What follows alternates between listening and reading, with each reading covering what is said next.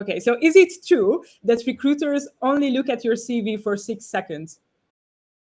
Or less. When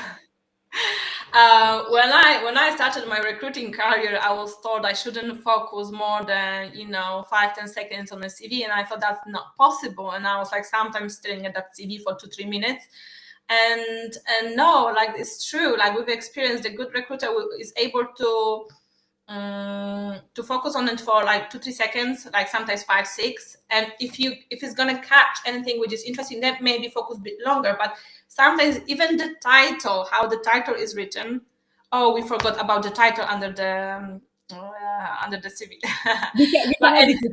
We'll talk about it in a second. Yes, so even if the recruiter is going to focus longer, I don't think it's a point, because if the CV is written correctly with all the details we need, the job title, current experience, skills, it's seriously just a few seconds. Just so make sure your CV is outstanding.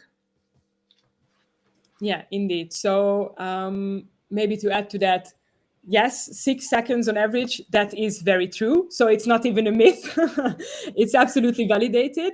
And the reason is basically, you can understand it if you put yourself in the shoes of a recruiter. So on average, let's say one recruiter works on 10 roles, they get 50 applications per role. That means that they have to skim through 500 CVs, which is a lot. So, what they do is they they read through your CV and they look for keywords that could be a specific coding language, could be a specific language that you speak, could be a specific expertise that you have. They look at the job titles and the keywords.